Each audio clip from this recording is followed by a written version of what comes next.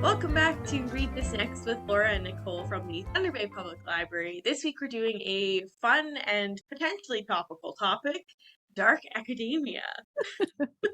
Yes, we say potentially topical because when I was looking into it, it seems like this trend kind of crested in like 2020, but it is certainly still a thing. You can see lots of conversation about it online.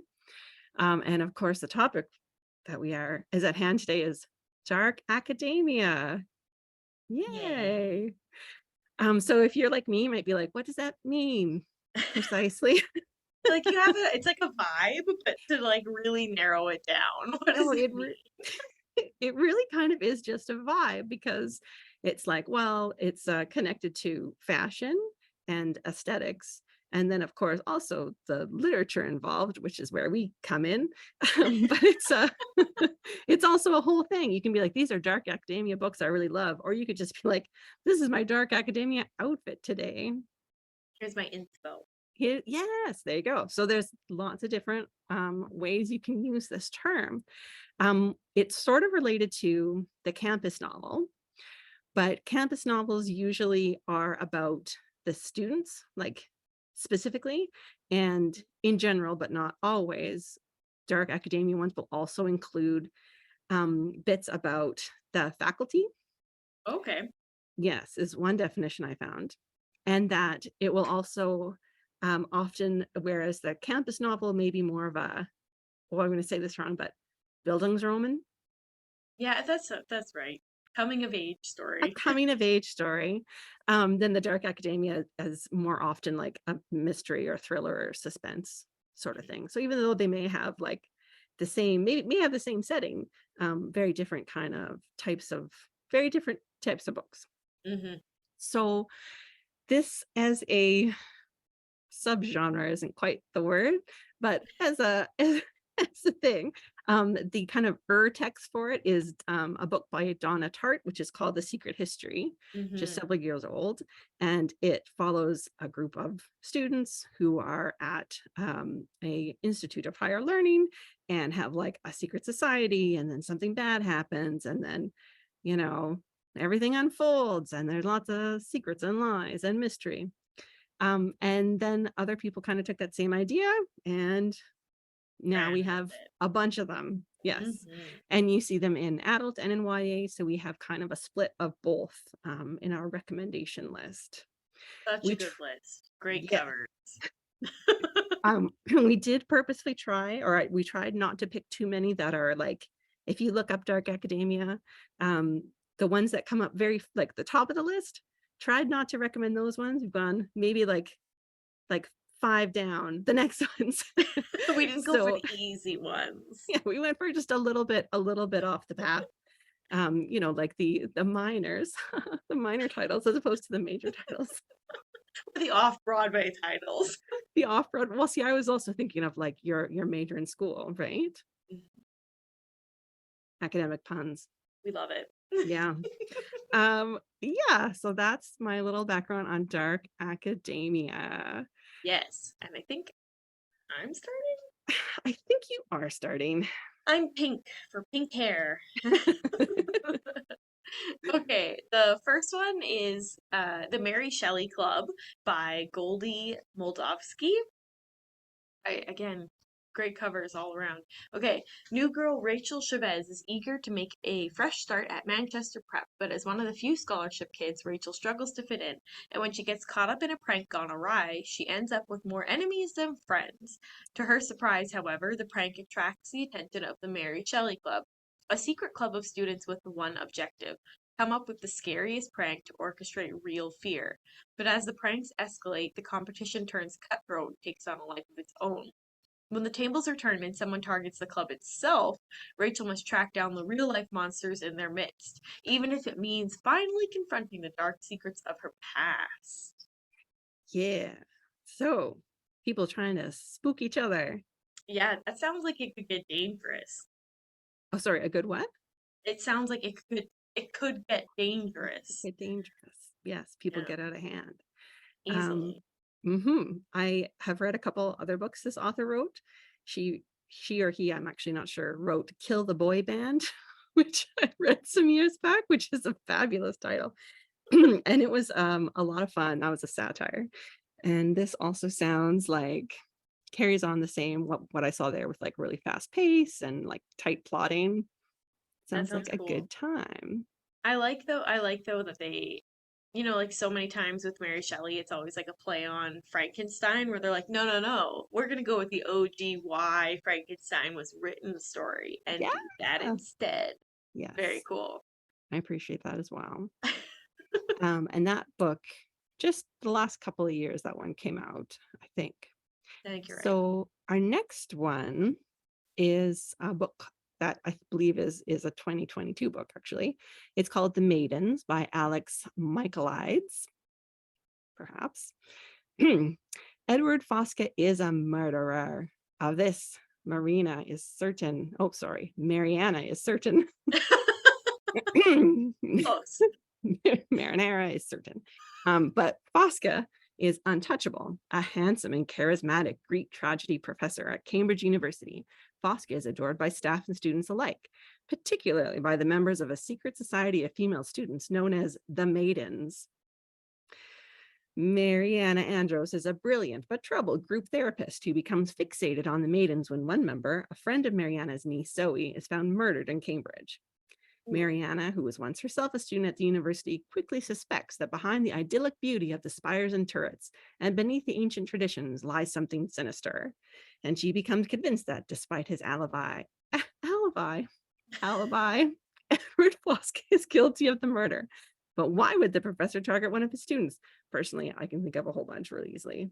Yeah. Lots of reasons. But anyway, and why does he keep returning to the rites of Persephone, the maiden, and her journey to the underworld?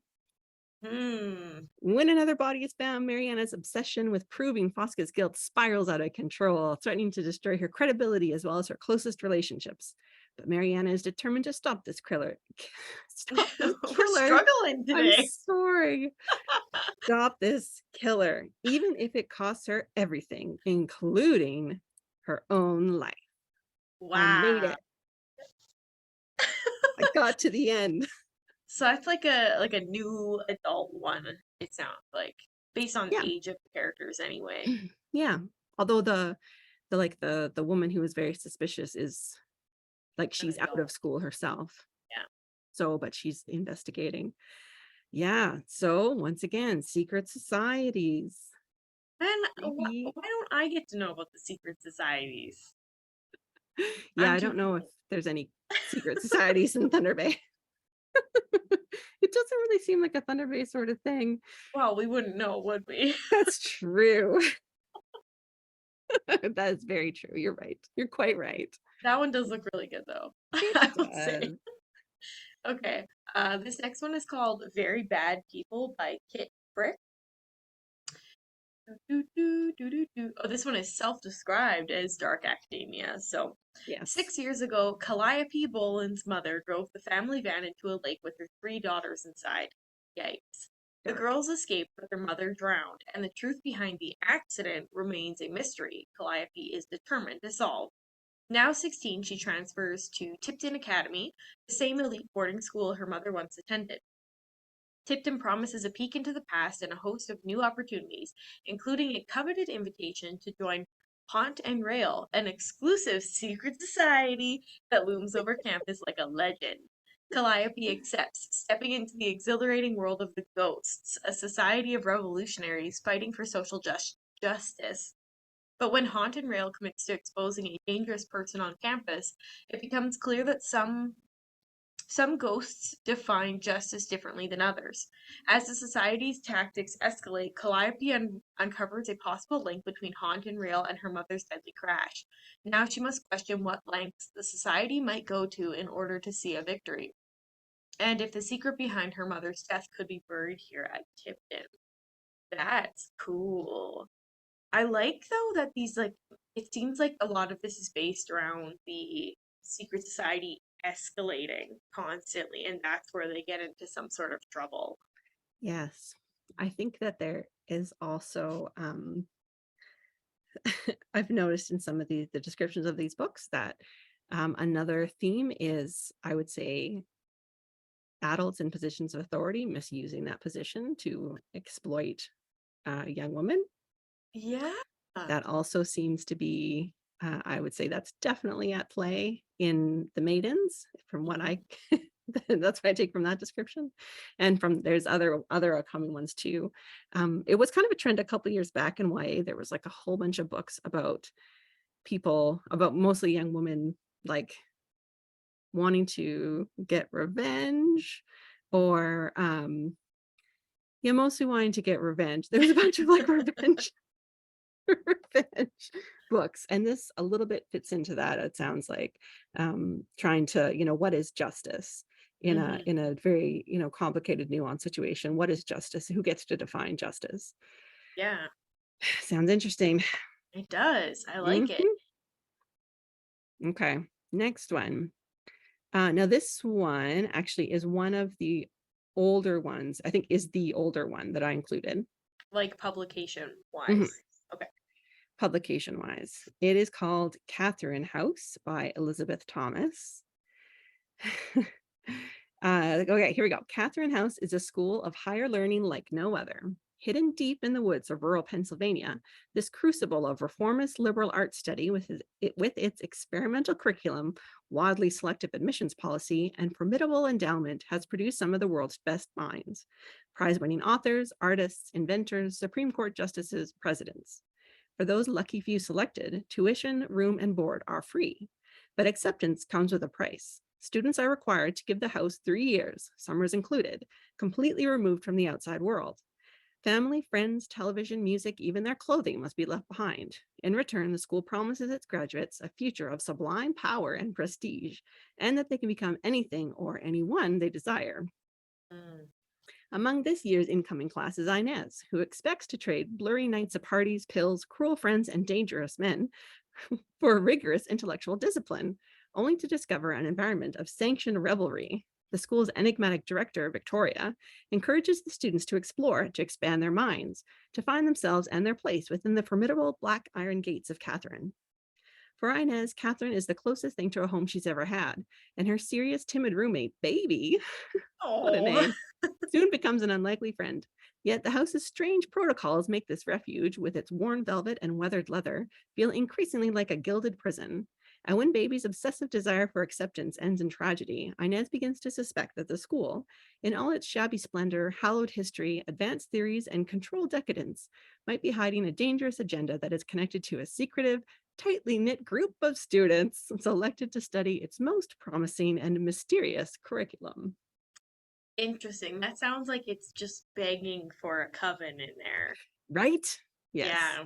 Like Yeah. that is screaming witches. Women and revelry will never not scream like witches. Whether that's good or bad, you know, I Depends how you love feel it. about witches. Yeah, I guess. Yeah.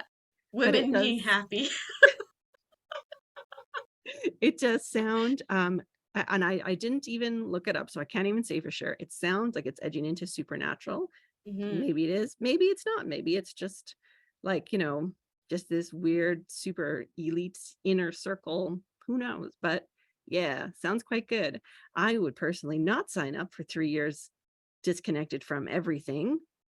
No, not in that. Not for that. Like maybe if someone said I could go live in like a cabin by myself, but not for like studying 3 years? It's a long 3 years. time. I go live by myself for 3 years. Absolutely. Please. I mean, I'm well, okay, but the thing is, yeah, this offer though is 3 years of directed revelry or whatever. Oh, I know, not in this scenario. This sounds like a recipe for disaster, and I don't like partying. So, revelry, no thanks. So yeah, so neither of us are see the appeal is what we're saying, but as a book, it sounds like an interesting concept. Yeah, this is again why we wouldn't end up in a secret society. We're too chatty. We gotta film it. Uh, okay. The next one is A Lesson in Vengeance by Victoria Lee, um, which You know what? We had a different one on the list called uh Seventh Ninth House Ninth by Leigh House, Barduga. The cover of this one looks very similar to that one, which is interesting. probably on purpose. Yeah. Okay. Felicity Morrow is back at, is this a second in the series maybe? No, no, Oh, carry okay. on. You'll see. Okay. Felicity Morrow is back at Dalloway School. Perched in the Catskill Mountains, the centuries-old ivy-covered campus was home until the tragic death of her girlfriend. Now, after a year, now after a year away, she's returned to graduate. She even has her old room in Godwin House, the exclusive dormitory rumored to be haunted by the spirits of 5 Dalloway students. Girls, some say were witches. Wow, we moved into it very quickly. Yep. The Dalloway Five all died mysteriously, one after the other, right on Godwin grounds. Witchcraft is woven into Dalloway's history. The school doesn't talk about it, but the students do. In secret rooms and shadowy corners, girls convene. And before her girlfriend died, Felicity was drawn to the dark. She's determined to leave that behind her now. All Felicity wants to do is focus on her senior thesis and graduate. But it's hard when Dalloway's occult history is everywhere, and when the new girl won't let her forget. It's Ellis Haley's first year at Dalloway, and she's already amassed a loyal following. A prodigy novelist at 17, Ellis is a so-called method writer. She's eccentric and brilliant, and Felicity can't shake the pull she feels to her. So when Ellis asks Felicity for help researching the Dalloway Five for her second book, Felicity can't say no. Given her history with the arcane, Felicity is the perfect resource. And when history begins to repeat itself, Felicity will have to face the darkness in Dalloway and herself. A Witches. spooky witch one. I love it. That one Yes. sounds cool too. Yes. Witches, sapphic love story, Yeah. Represent. murdered. Sounds great. Okay. Our next one is a little bit, this one is an adult. Okay. And it kind of reminds me of, or well, not just me, but I've read some articles about this kind of movement with female writers kind of in their like 20s, 30s, who are writing very interesting things about feminism and women's relationships. Think like My Year of Rest and Relaxation, that sort Okay. of title, the subtweet. And this, I think, kind of falls into that. So in addition to being a dark academia book, it's also one of those. This book is called Bunny. It's Ooh. by Mona Awad. Samantha Heather McKee couldn't be more of an outsider in her small, highly selective MFA program at New England's Warren University. A scholarship student who prefers the company of her dark imagination to that of most people, she is utterly repelled by the rest of her fiction writing cohort, a clique of unbearably twee rich girls who call each other Bunny and seem to move and speak as one. Oh, that would be really creepy. It would be. But everything changes when Samantha receives an invitation to the Bunny's fabled Smut Saloon Okay. and finds herself inexplicably drawn to their front door, ditching her only friend Ava in the process. As Samantha plunges deeper and deeper into the Bunny's sinister yet saccharine world, beginning to take part in the ritualistic off-campus workshop where they conjure their monstrous creations, the edges of reality begin to blur. Soon, her friendships with Ava and the Bunnies will be brought into deadly collision. Spellbinding new novel from one of our most fearless chroniclers of the female experience, apparently. Bunny, oh, they couldn't help themselves. Bunny is a down the rabbit hole tale Ha. of loneliness and belonging, friendship and desire, and the fantastic and terrible power of the imagination. Wow, that one sounds really. I mean, I keep saying I say this every time we do You this. do. It sounds so cool. Someone make a pin that says that. It sounds really cool. Like the premise of it sounds different from the other ones. Like it's Yes, yeah. I don't know why. Like what the key detail is that makes it feel different, but I don't know. just a little. Yeah, it's interesting, like now that I like, because I know what all the titles are, kind of seeing the similarities and then some like pretty stark differences, but somehow they all fit under this like big vibe umbrella of dark academia. Anyway, I Yeah. think we've got two more, I think. Two more. something like Yeah. that. The next one is These Violent Delights by Micah Nemerever? Nemerever? Yeah, I think that's right. There's a Yeah. lot of ERs, and I wasn't sure if I hit them all. Okay. When Paul and Julian meet as university freshmen in the early, sorry, I'm gonna restart that. When Paul and Julian meet in, nope, take two. When Paul and Julian meet as university freshmen in early 1970s Pittsburgh, they are immediately drawn to each other. I messed it up again. I'm going to keep going. Okay. A talented artist, Paul is sensitive and agonizingly insecure, incomprehensible to his working class family, and desolate with grief over his father's recent death. Paul sees the wealthy, effortlessly charming Julian as his social, intellectual equal. No, his soul intellectual equal. I am struggling with this one. An ally against the conventional world he finds so suffocating.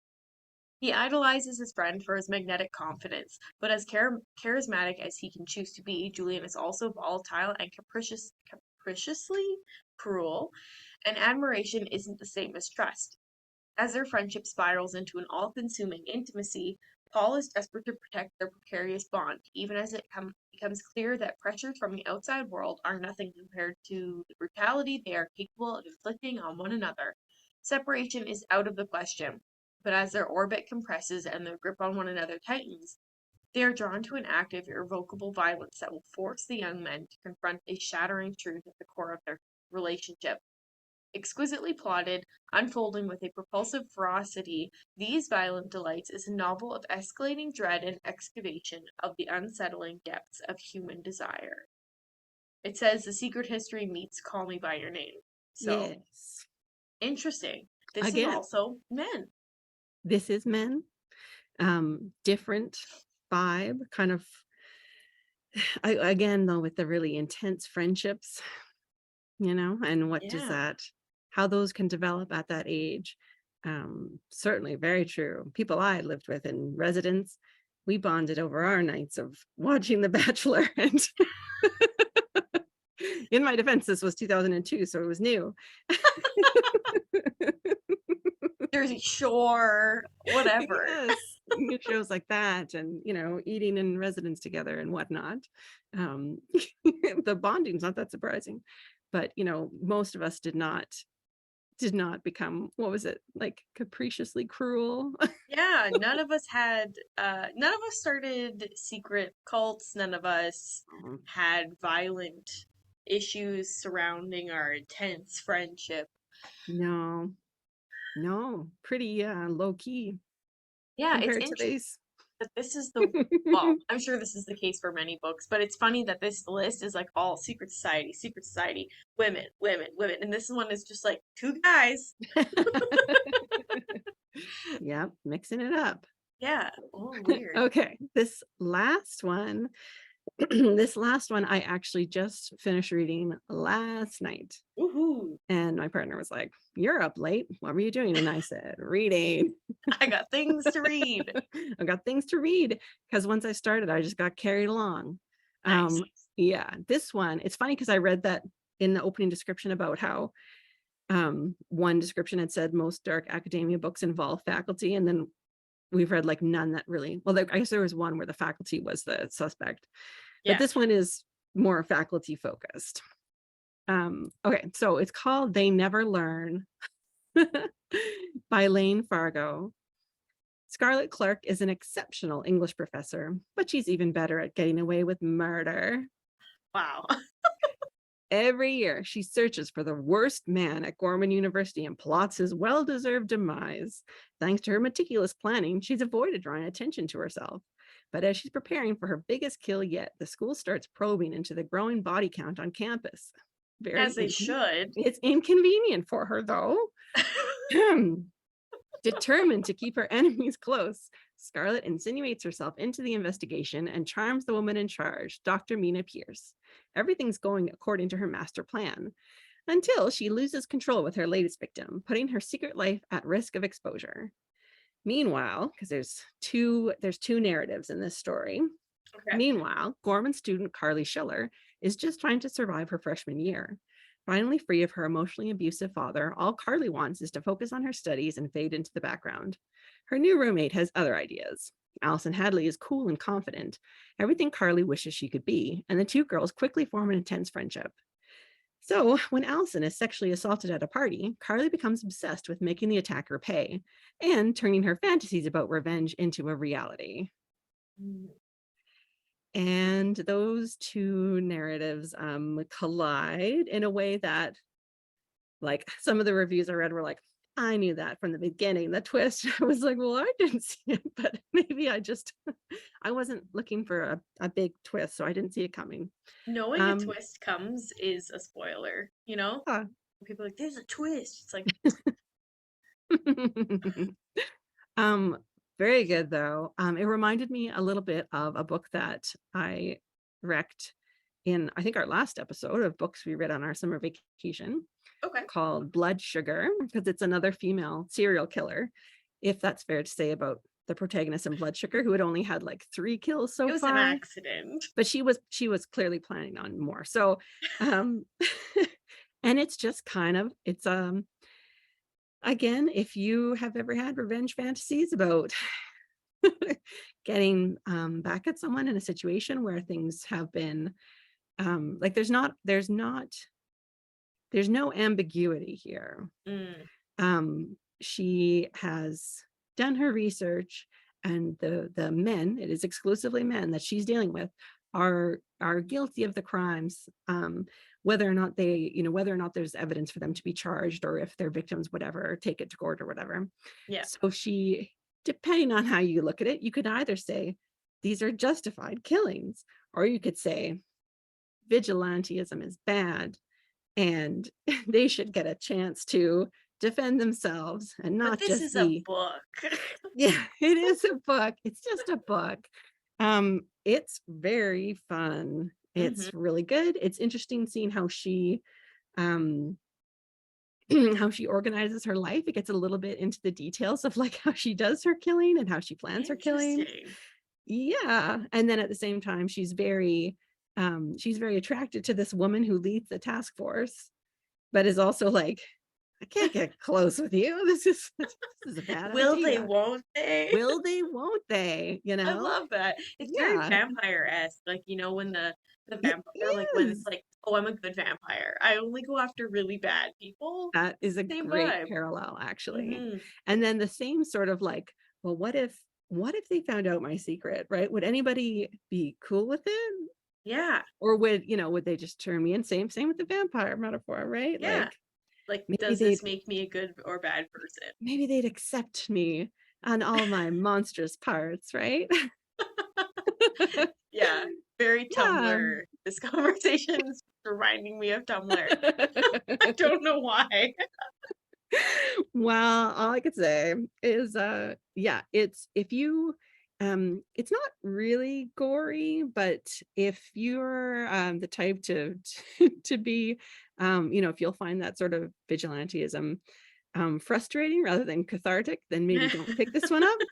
That's fair. But if the situation described where her friend's been sexually assaulted at the party and nothing is happening about it, if that sounds vaguely familiar to you and you kind of think, yeah, it would be nice if someone could make something happen in those situations, then you may find that Scarlett Catharsis. Clark is someone you'd like to read more about. Interesting. These are all really good. Laura and I had Laura made this list because she's a hero. And on the bottom of it, there's like a whole list, and she's gonna put them in our show notes, so Yeah, always go check out the blog.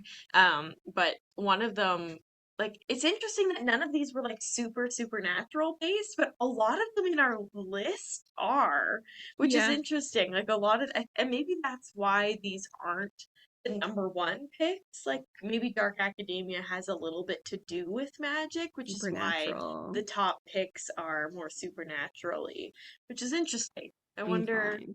I wonder why. But yeah, Yeah, go check out the list as well because there's like upwards of 15 items that we previously discussed if you like Dark that Academia. just happened to fall.